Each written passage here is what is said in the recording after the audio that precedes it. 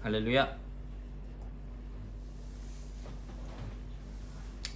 우리 에스라 6장 1절 2절에 있는 말씀을 한번 같이 읽도록 하겠습니다. 1절과 2절에 있는 말씀입니다.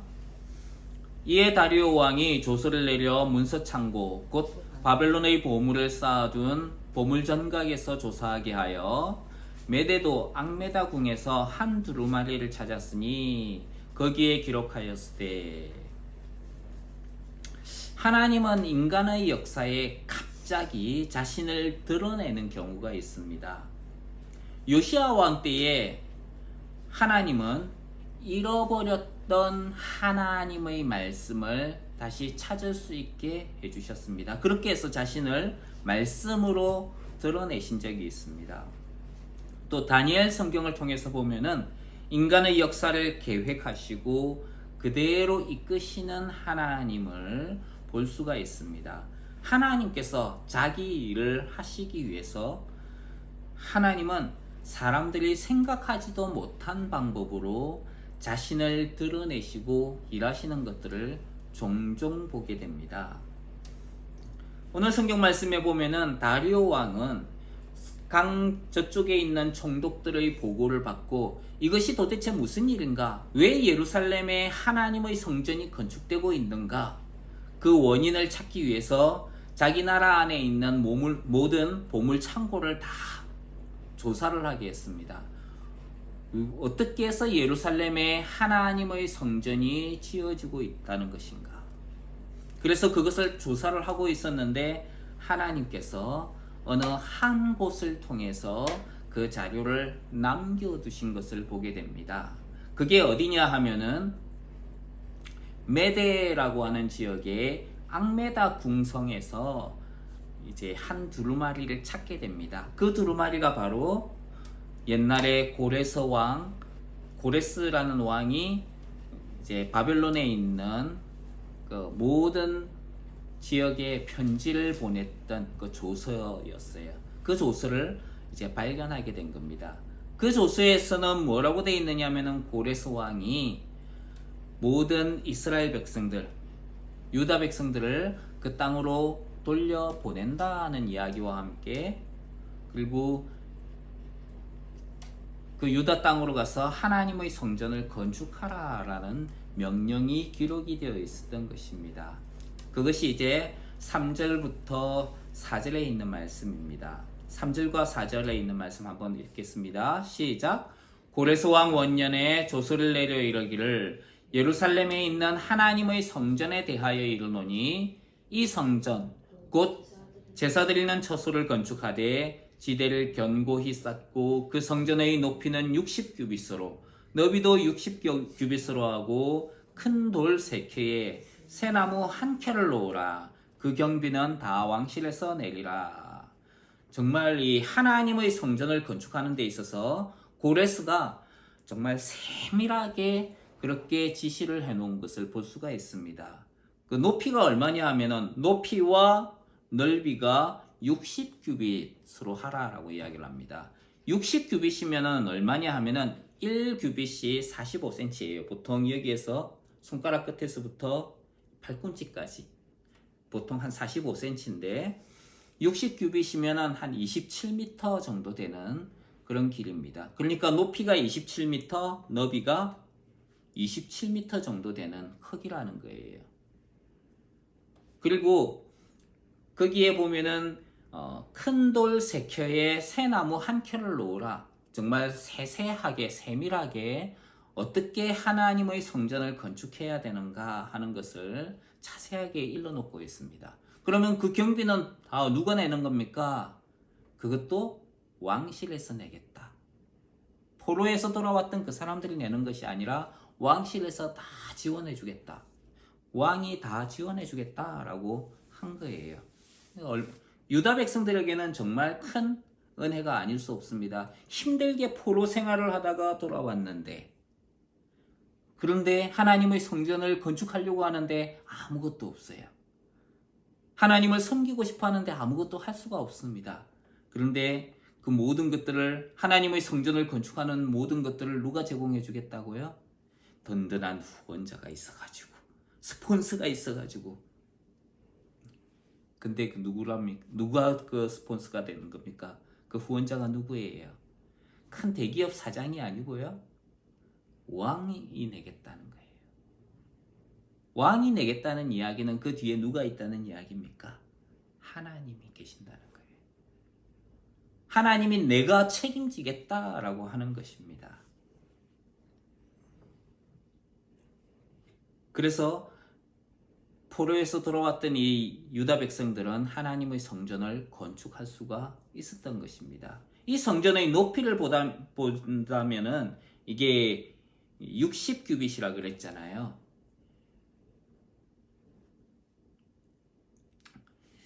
원래 솔로몬 때에는 성전의 길이가 60규빗, 높이가 30규빗, 그리고 너비는 20규빗이에요.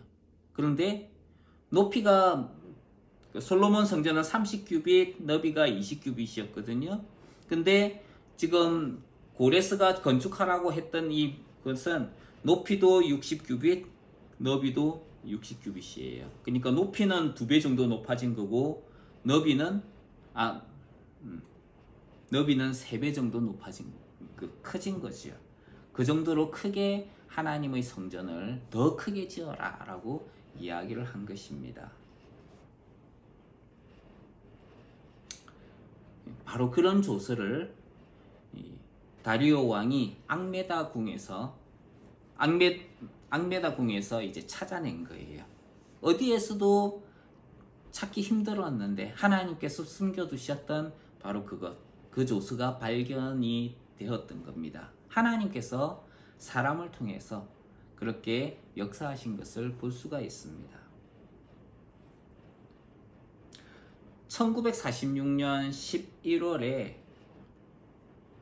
이 쿰란이라고 하는 지역에서 양치기가 있었어요.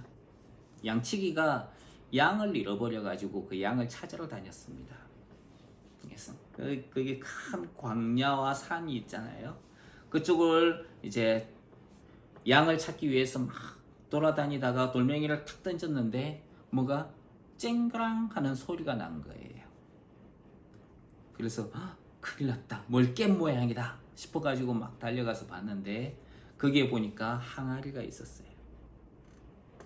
근데 그 항아리 안에 돌돌 쌓여있는 양피지 두루마리를 발견하게 됩니다. 면에 쌓여져 있는 양피지 두루마리를 발견하게 돼요. 그래서 이게 뭔가 싶어가지고 이제 가지고 와요. 근데 그것이 뭐냐 하면은 사해 문서라고 불리는 겁니다. 사해가 이제 그 예루살렘 아래쪽에 있는 사해 있죠? 염해라고 불리는 거기에 있는 문서인데요. 그쪽을 이제 사해라고 하는데 그 지역에서 발견된 문서라고 해가지고 사해 문서라고 그럽니다. 그런데 거기에 그 문서가 뭐냐 하면은 숨겨져 있던 하나님의 성경이었어요. 그 성경이 발견이 된 겁니다. 언제? 1946년에. 근데 이 성경이 발견된 게 왜 중요하냐? 이게 기록 연대를 조사를 해보니까 예수님이 태어나시기 훨씬 전인 200년 전에 이 문서가 기록이 된 거예요. 근데 그 내용이 상당히 충격적인 것이, 거기에는 물론 이제 엄청난 종교적이고 그리고 역사적인 가치가 있기도 했지만은 구약 성경의 사본이 그대로 기록이 되어 있는 겁니다.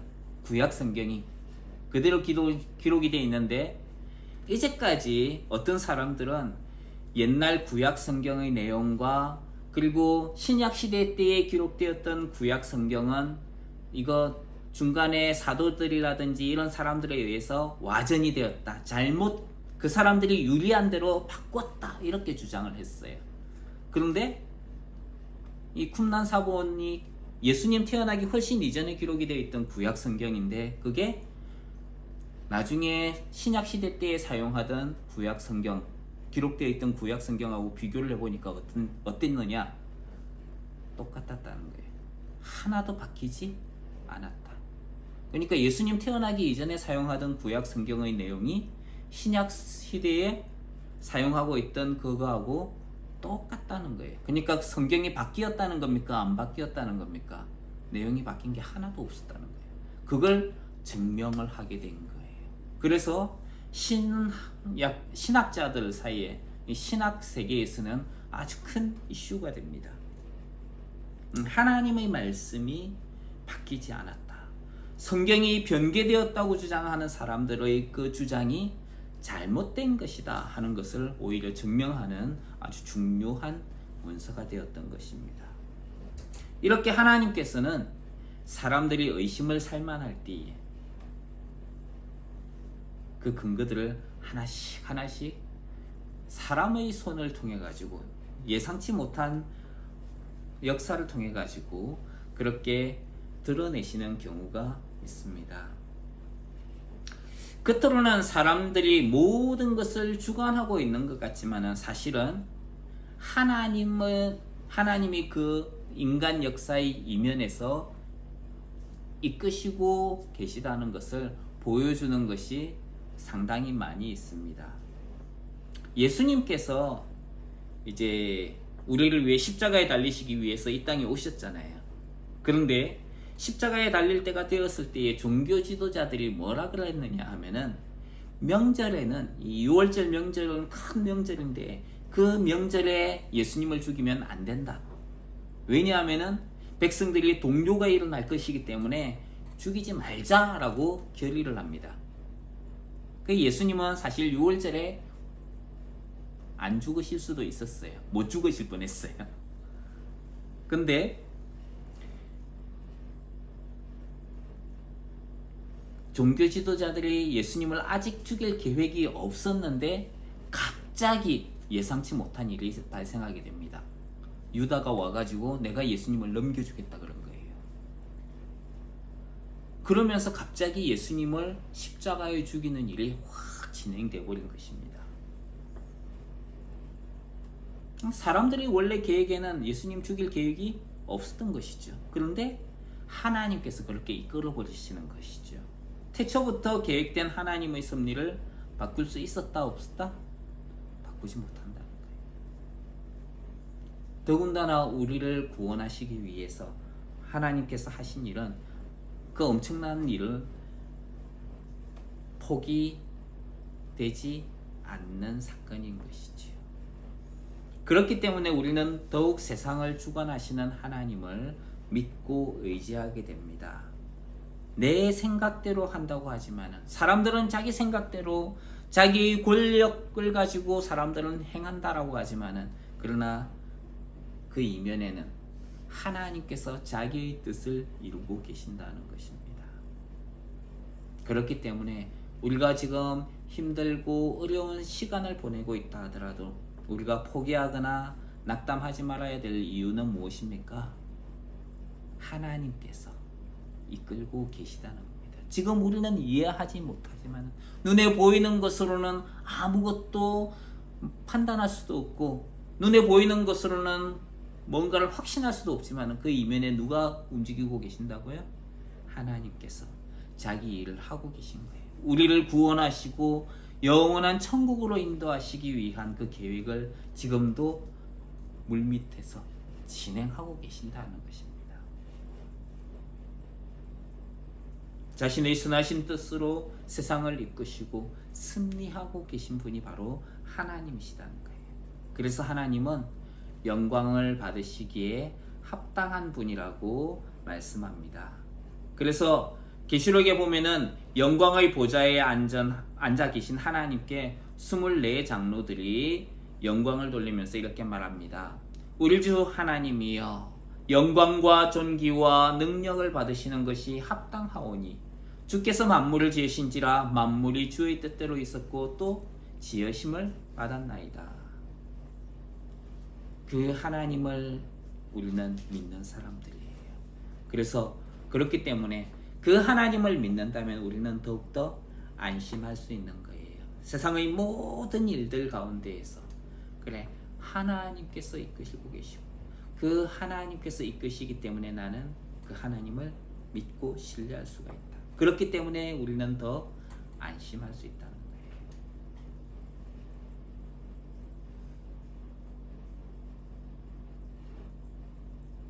모르는 사람이 막 차를 몰고 가고 있어요. 나는 그 사람이 어떤 사람인지 몰라요. 근데 막 위험하게 운전해요. 우리는 두려움에 뜹니다. 저 사람 믿을 수 있는 사람이야, 없는 사람이야. 근데 정말 그 길을 잘 알고 안전하게 운전하는 사람이 있다면 우리는 그 사람을 믿을 수 있을 거예요. 하나님이 바로 그와 같은 분이라는 거예요. 하나님은 세상의 역사를 움직이십니다. 그리고 우리를 위하시는 분이라고 성경은 우리에게 말씀하고 있습니다. 그래서 다리오 왕은 이제 총독들에게 하나님의 성전 공사가 지금 진행되고 있는 그 곳에 가까이 가지 말고 그 사람들을 방해하지 말라라고 조서를 내립니다. 그래서 방해가 되지 않고 하나님의 성전 공사가 잘 진행될 수 있도록 오히려 도와주라라고 이야기를 합니다. 8절에 있는 말씀 한번 같이 읽겠습니다. 8절 시작. 내가 또 조서를 내려서 하나님의 성전을 건축함에 대하여 너희가 유다 사람의 장로들에게 행할 것을 알리노니 왕의 재산 곧 유브라데 강 건너편에서 거둔 세금 중에서 그 경비를 이 사람들에게 끊임없이 주어 그들로 멈추지 않게 하라. 하나님의 일이 멈추어지지 않게 하라. 하나님의 일이 과연 멈추어질까요? 사람들은 하나님의 일을 멈출 수 있다고 생각합니다. 왜냐하면 자기 생각이 들어가 있기 때문에 내 생각으로는 가능하다는 거예요. 그건 사람의 생각일 뿐입니다. 하나님께서 이 코로나 사태 때 한번 보십시오. 코비드 때문에 정부 권력자들은 교회에서 예배하는 걸 중단시켰어요. 하나님을 예배하는 것이 멈추어질까요? 그렇지 않아요. 오히려 하나님을 예배하는 사람들은 어떤 교회는 문도 닫지 않고 계속 예배를 했습니다. 또 어떤 사람들은 자기 처소에 모여서 가정에서의 예배가 회복이 되었고요. 또 어떤 사람들은 온라인을 통해서 개개인의 예배들을 하고 있는 것을 보게 됩니다. 하나님은 그 일을 쉬지 않으신다는 것입니다. 하나님께서 자기 일을 쉬신 적이 있어요. 그때가 언제냐? 태초의 안식의 때였습니다. 그때에는 하나님이 자기 일을 쉬셨다라고 이야기를 합니다. 쉰다라고 하는 것은 우리가 이제 안식이라고 이야기를 하는데 그것은 하나님과 하나님의 지으신 그 피조물이 서로 교제하는 거예요. 그러면서 하나님과 교제를 통해서 자기의 역할을 제대로 하고 자기가 할 수 있는 것을 제대로 누릴 수 있게 되었던 것이죠. 하나님을 누리는 것, 그것이 진정한 안식의 의미입니다. 그런데 죄가 세상에 들어온 이후에 안식은 깨어지게 되었습니다. 참된 안식을 누릴 수 없게 된 것이죠. 그래서 지금은 죄 때문에 온 세상의 모든 만물이 고통받고 있는 것을 알고 있습니다. 하지만은 예수님을 통해서 하나님께서 죄의 문제를 해결하시고 그리고 결국 세상의 끝날이 되면은 하나님께서 우리에게 영원한 그리고 온전한 안식을 주시기 위해서 준비하고 계신다는 것입니다. 그래서 우리는 세상 가운데서 힘들지라도 하나님이 주실 그 영원한 안식을 바라보면서 기다리면서 하나님이 주시는 그 안식을 향하여서 나아가야 된다는 것입니다. 그렇게 하나님이 주시는 안식을 바라보며 나아가는 저와 여러분이 되시길 주님 이름으로 축원합니다. 성경 이사야서에 보면은 하나님의 백성들에게 권면하시는 말씀이 있습니다. 예루살렘이여 내가 너희 성벽 위에 파수꾼을 세우고 그들로 종일 종야에 잠잠치 않게 하였느니라. 너희 여호와로 기억하시게 하는 자들아, 너희는 쉬지 말며 또 여호와께서 예루살렘을 세워 세상에서 찬송을 받게 하시기까지 그로 쉬지 못하시게 하라. 이렇게 이야기를 하고 있어요. 이 여호와로 기억하시게 하는 자들이 누굽니까? 하나님을 기억하고 하나님께 기도하는 사람들이에요. 너희 하나님께 기도하는 사람들이여, 너희 하나님의 백성들이여, 하나님께 기도해서 하나님께서 예루살렘에서 영광을 얻으실 그때까지 하나님이 쉬지 못하시게 하라. 그렇게 이야기를 합니다.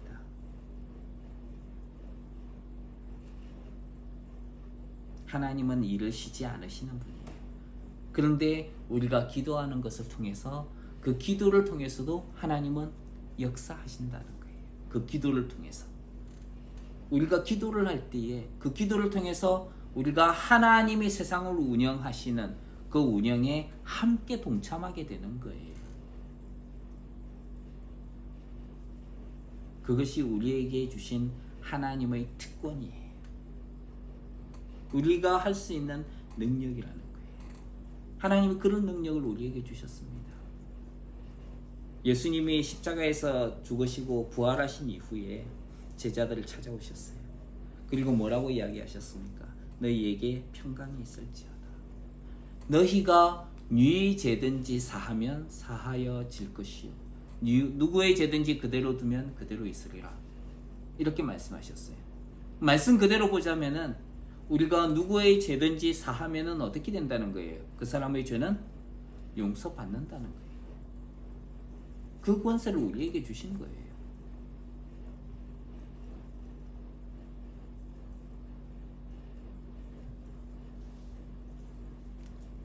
하나님의 일에 함께하면서 동력할 수 있는 그 특권을 우리에게 주신 겁니다. 하나님의 아들의 권세, 그것을 우리에게 주신 거예요. 그래서 하나님의 일에 함께하며 하나님의 동력자로 서 있는 저와 여러분이 되시길 주님 이름으로 축원합니다.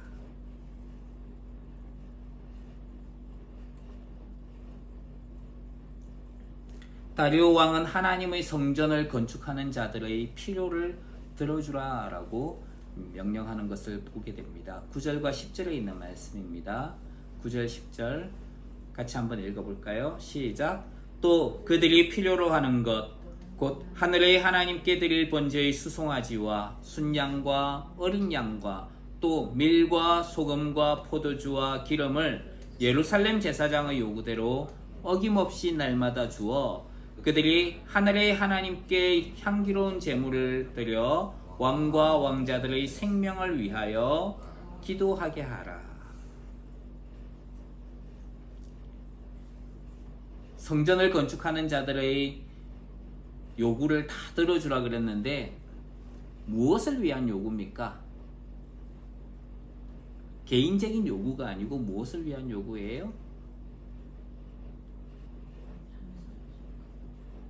예? 성전을 건축하는 데 필요한 요구들입니다. 다리오 왕은 하나님께 드릴 제물을 제사장의 요구대로 들어주라고 이야기를 합니다. 예루살렘 제사장이 요구하는 대로. 자, 여기에서 총독이 해야 될 걸 한번 볼 수 있습니다. 총독은 하나님께 드릴 제물을 그들의 필요에 따라서 공급해야 될 책임이 있어요. 또 그 제물을 공급할 때 예루살렘 제사장들의 요구대로 공급하라라고 이야기합니다. 그리고 세 번째로는 날마다 공급하라라고 이야기를 합니다. 왜 그러면은 그 제물들을 드려야 하는가? 제물의 내용을 보면은 번제를 위한 수송아지, 순양, 어린 양, 밀, 소금, 포도주, 기름 이런 것들을 다 제공해야 됐어요. 왜 그것을 우리가 줘야 되는데요? 총독들이 물어볼 수가 있습니다. 왜 줘야 되느냐?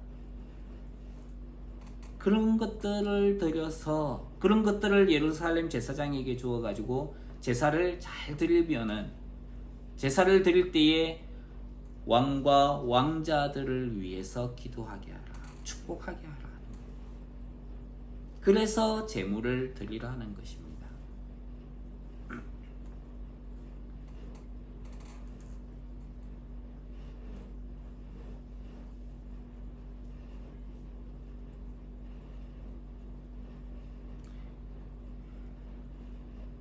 우리나라 대한민국의 경우에는 사실 유교 문화가 상당히 짙어왔습니다.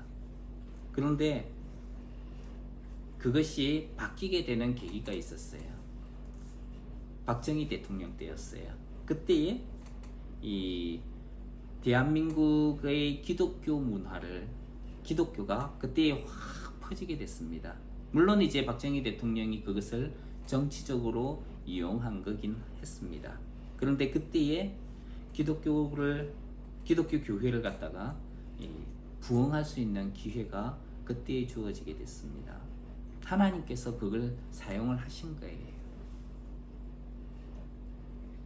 물론 이제 그걸 가지고 교회를 통해 가지고 정치 선전을 했던 뭐 그런 것들은 없지 않아 있습니다. 하지만은 어떻게 보면은 좋은 것도 있지만 어떻게 보면은 또 안 좋은 것도 있었어요. 그런데 우리는 거기에서 하나님께서 복음을 전하게 하시기 위해서 사용하신 다양한 방법 가운데 하나를 보게 됩니다. 물론 우리는 올바른 방법으로 복음을 전해야 되는 것이죠. 성경은 예수님께서 우리를 위해 자신을 버리고 향기로운 제물과 생축으로 하나님께 드리셨기 때문에 우리를 사랑하신 그 사랑 안에 행하라 라고 이야기를 합니다. 그래서 우리는 이 나라의 지도자들을 위해서 기도해야 되는 거예요. 성경에 보면 그들이 하늘의 하나님께 향기로운 제물을 드려 왕과 왕자들의 생명을 위하여 기도하게 하라. 이렇게 이야기를 합니다. 우리 그리스도인들이 평안함으로 그리스도인들이 정말 맡은 바 자리에서 잘 맡은 것들을 잘 감당할 때에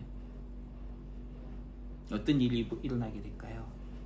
하나님께 기도하는 일들이 일어나게 되는 거예요. 그럴 때에 우리는 누구를 위해서 기도해야 됩니까? 나라의 지도자들을 위해서 기도해야 되는 것입니다. 주님께서는 우리에게 너희가 있는 곳을 평안을 위해서 기도하라 라고 이야기하셨습니다. 우리가 있는 곳에 바로 그 하나님의 은혜와 평강이 함께 하시길 주님 이름으로 축원합니다. 다리오 왕은 조서의 명령을 바꾸면은 그의 집에서 들보를 빼내고 그를 그 위에 매달고 또 그 집은 거름더미가 되게 하라라고 조서를 내립니다. 들보를 빼는 것은 그 집을 무너뜨리겠다는 이야기예요. 그리고 사람을 그 위에 메어 단다는 것은 죽인다는 것입니다. 다리오 왕이 고레스 왕의 조서를 무시할 수도 있었는데 무시하지 않았어요. 그것은 에스라 10장에 있는 말씀과 무관하지 않습니다. 6장 10절에 뭐라고 되어 있느냐면은 하늘의 하나님께 향기로운 제물을 드려 왕과 왕자들의 생명을 위하여 기도하라 그랬죠. 하나님의 성전을 건축하는 것을 지원함으로 왕과 왕자의 안위를 간구했던 것입니다. 하나님께서 하나님의 일을 할 때에 기복적인 것을 허용하실 때가 있어요. 기복적인 것을 통해서 하나님의 일을 할 수 있도록 은혜를 베푸는 거예요. 하나님을 깨달을 수 있도록 은혜를 베풀어 주시는 겁니다.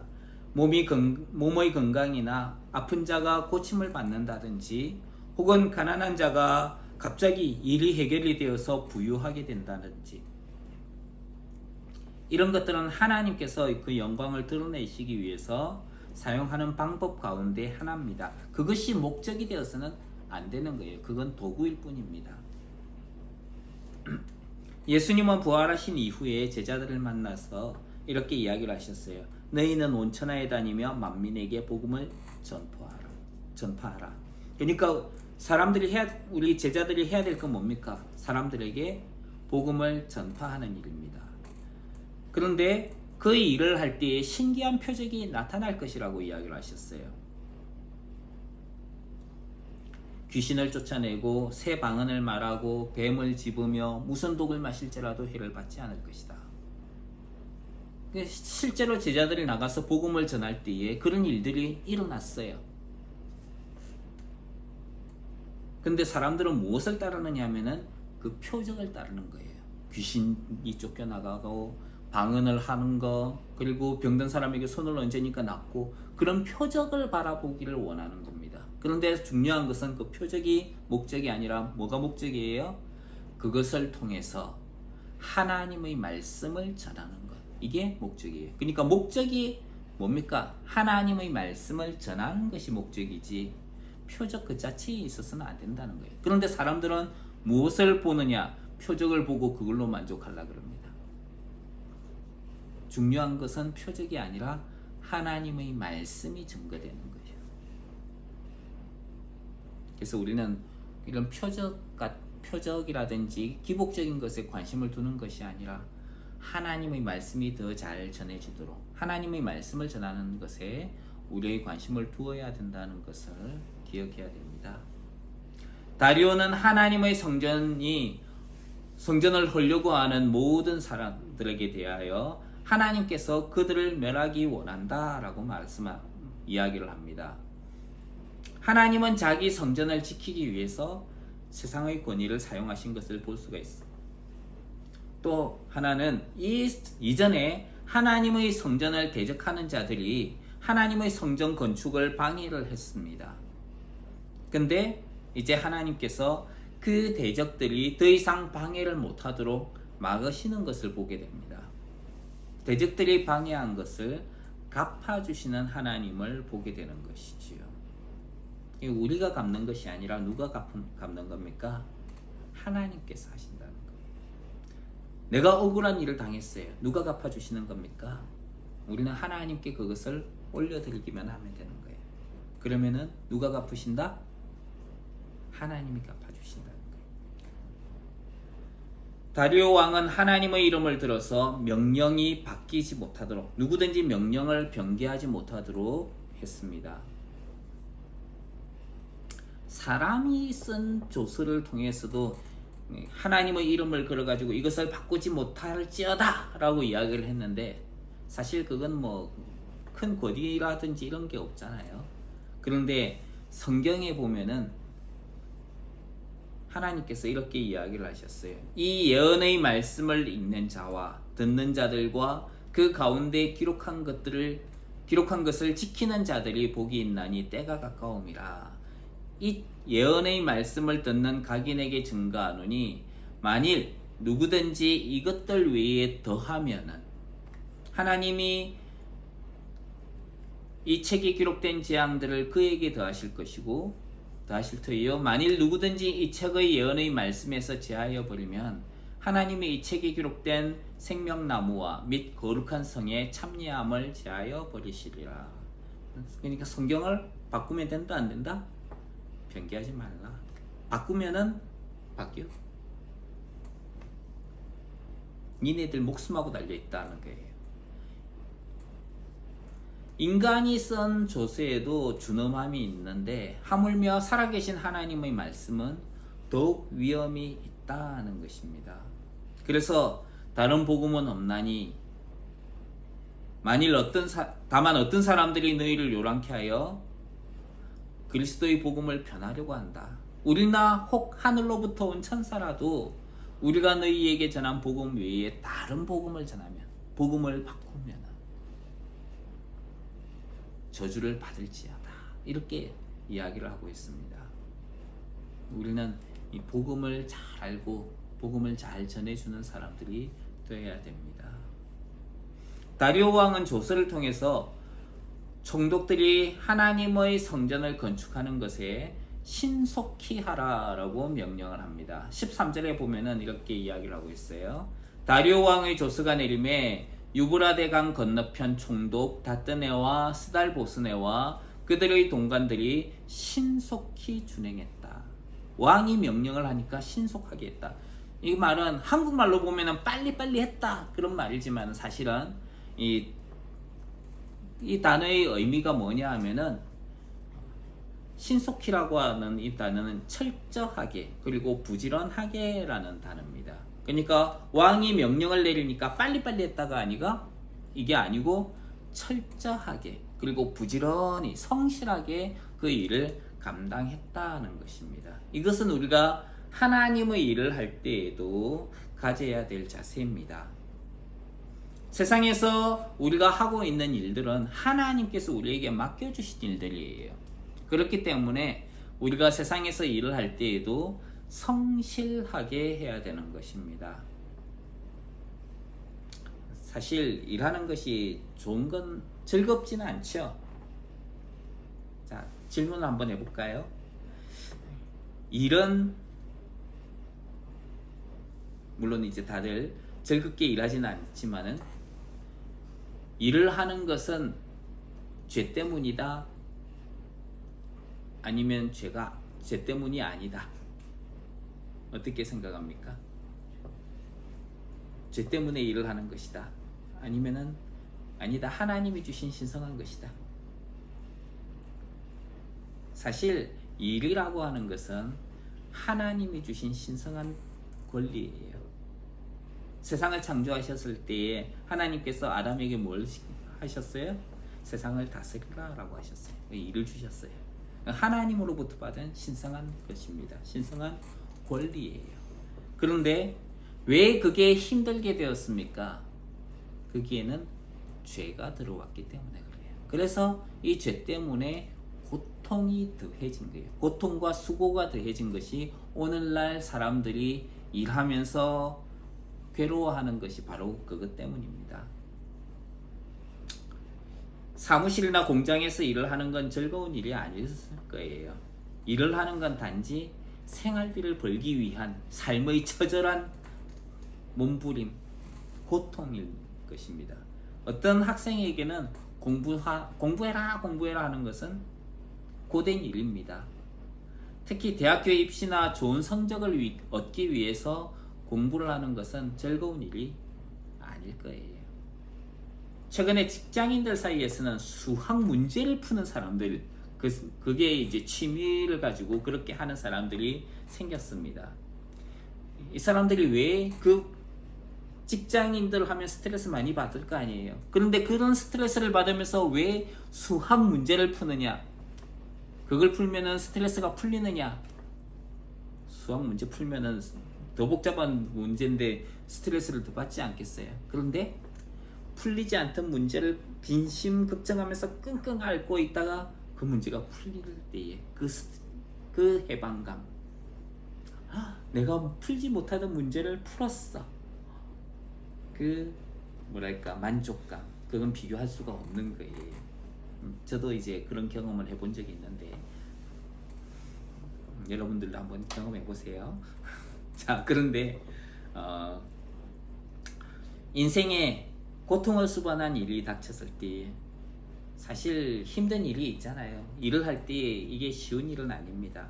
그런데 이게 주님께서 나에게 맡기신 일이다 라고 생각을 해보십시오. 여러분, 주님 사랑하시나요? 그 사랑하시는 주님께서 나에게 맡겨주신 거예요. 너 여기 가서 이거 해.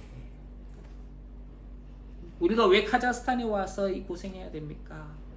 어떤 사람은 카자흐스탄을 오지 가가지고 고생하는 사람도 있어요. 왜 그 일을 해야 됩니까? 하나님께서 맡겨주셨다. 따라해 봅시다. 하나님께서 맡기셨다. 어떤 사람들은요, 이 목사님들 보면은 시골에 가가지고 교인도 몇 명 없는데 거기에서 목회를 하고 계신 분이 계세요. 분명히 큰 교회, 큰 집, 큰 도시 거기에 가서 목회를 하셔도 되는 분이 있는데 시골에 가가지고 정말 먹을 것 없이 그렇게 가난하게 사시면서 고생하시는 분이 계세요. 왜 그러고 삽니까? 따라해 봅시다. 하나님께서 맡기셨다. 중요한 것은 우리가 크게 성공하느냐 이게 아니라는 거예요. 성공이 아니라 순종입니다. 성경은 우리에게 무슨 일을 하든지 죽게 하듯이 하라고 이야기를 합니다. 하나님께서 우리에게 맡겨주셨다는 거예요. 비록 지금 이 시간엔 그리고 이 순간에는 나에게 좋은 것이 없을지라도 누가 나에게 일을 맡기셨다고요? 하나님이 맡기셨다. 우리는 그런 마음을 가지고 살아야 된다는 거예요. 만약에 성공하고 큰 일을 이루는 것이 목적이라면은 동전 2개를 하나님 앞에 헌금한 그 가난한 과부는 칭찬받을 일이 못 됩니다. 우리 목적은 성공에 있는 것이 아니라 하나님을 기쁘시게 하는 것에 있다는 거예요. 일을 하는 것은 고통스럽습니다. 하지만 누가 맡기셨다고요?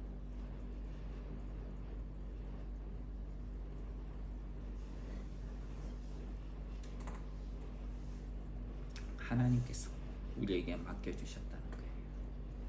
그래서 이런 하나님께서 우리에게 주신 신성한 특권입니다. 그것을 땅에 묻어놓지 말고 주님을 위해서 지혜롭게 사용하는 저와 여러분이 되시길 주님 이름으로 축원합니다. 유다 사람의 장로들은 하나님의 선지자의 말을 잘 따랐어요. 그래서 하나님의 성전을 건축하는데 아주 형통하게 되었다라고 말씀합니다. 결국 하나님의 성전은 다리오 왕 제6년 아달월 3일에 완공이 됩니다. 이 아달월이라고 하는 것 때는 언제냐 하면은 종교력으로 이제 아달월은 12번째 해. 이 종교력으로 12번째, 13번째 달인데요. 오늘날 민간 달력으로 보면은 3월 달에 해당합니다. 2월이나 3월에 해당이 됩니다. 다리오 왕의 2년까지 성전 공사는 중단이 되어 있었어요. 대적들 때문에. 그런데 그때까지 중단되어 있던 그 하나님의 성전 공사, 그것을 보면서 사람들은 시간이 허비되고 있다라고 생각했을 수 있습니다. 그런데 사실은 그것이 허비되는 시간이 아니라 기다림과 인내의 시간이었다는 거예요. 지금 코비드19로 인해 가지고 사람들은 중단되어 있다라고 생각합니다. 그런데 이것이 중단된 시간일까요? 아니다는 거예요. 우리는 새로운 시각으로 봐야 됩니다. 무슨 시간이다? 기다림의 시간이다. 그리고 인내의 시간이라는 거예요. 이때가 지나면은 하나님께서 형통하게 이루실 것이다. 우리는 그럼 이 시간에 뭐 해야 됩니까? 준비하고 있어야 되는 거예요. 기다리고 있어야 되는 거예요. 하나님께서 이루실 걸 위해 가지고 준비하고 있어야 되는 것입니다. 하나님의 성전 건축을 마친 사람들은 나중에 하나님께 즐거이 성전을 봉헌하게 됩니다. 많은 재물과 속죄 재물을 하나님께 드리고 또 사람들을 세워서 하나님을 섬기게 했습니다. 그들이 그 일을 할 때에 즐거이 했다는 것을 기억하십시오. 그래서 그들은 하나님께 성전 건축을 했고요. 성전 봉헌식을 했고 그리고 아달월 이후에 니산월이 찾아오게 됩니다. 그게 언제냐? 정월 초입니다. 유대인의 새해가 시작되는 날, 그때가 니산월이에요. 니산월에 뭐가 있는지 아십니까? 유월절이 있어요. 하나님께서 이스라엘을 종되었던 애굽에서 인도하여 내셨던 것, 그것을 기념하는 날이 유월절입니다. 그 유월절 그리고 무교절, 그것을 이스라엘 백성들은 지키게 되었다는 것입니다.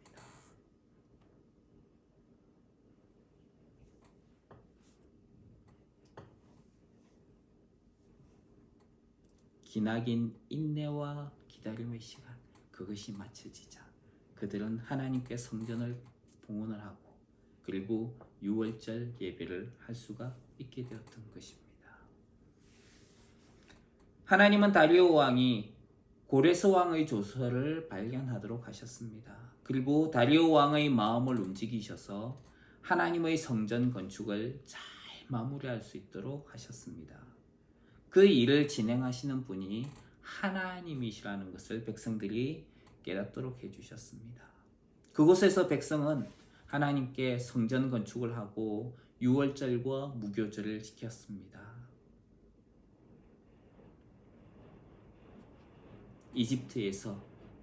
이집트의 종으로 살고 있던 그들을 하나님은 건져내어서 하나님의 약속하신 가나안 땅으로 올려보내신 거예요. 그런데 그 유월절 제사를 지금 누가 드리고 있습니까? 바벨론에서 포로가 되어서 종살이하던 그들이 건져내음을 받아서 고레스 왕의 손을 통해서 다시 유다로 돌아온 그들이 하나님께 제사를 드리고 있는 거예요. 예배를 하고 있는 거예요. 두 번째 유월절이에요.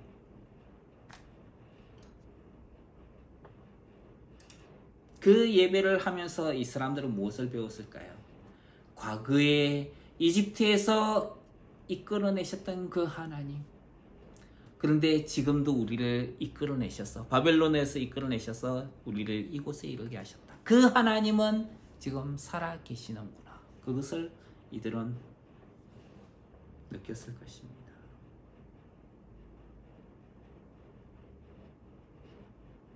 그렇게 유월절을 통해서 이끌어내신 그 하나님께서 지금도 살아계신다.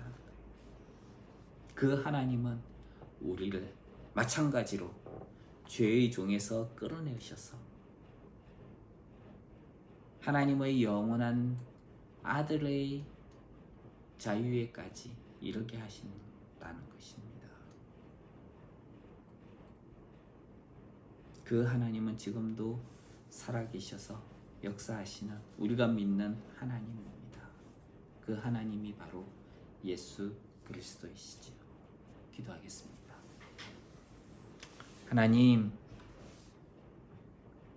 하나님께서는 인간의 역사의 이면을 주장하시면서 인내와 기다림 가운데에 하나님을 갈망하는 자들에게 그 뜻을 나타내 주고 계셨습니다. 하나님, 이스라엘 백성들을 유월절 사건을 통해서 건져내신 그 하나님께서 또 바벨론에 있던 그들을 새로운 유월절을 통해서 건져내셨습니다. 마찬가지로 우리를 죄의 종으로 살고 있던 우리를 유월절 어린 양의 흠없고 보배로운 피 같은 예수 그리스도의 그 보혈로 우리를 건져내셨습니다. 감사합니다. 우리가 지금 이 세상을 살아가면서 비록 멈춘 것 같은 시간을 살고 있지만은 그러나 이것이 인내와 기다림의 시간이라는 것을 기억을 하면서 하나님을 위해서 우리가 더 잘 준비되어서 하나님께 영광을 돌리는 우리 한 사람 한 사람들이 되게 하여 주시옵소서. 예수님 이름으로 기도합니다. 아멘. 찬송하겠습니다. 찬송가 413장입니다.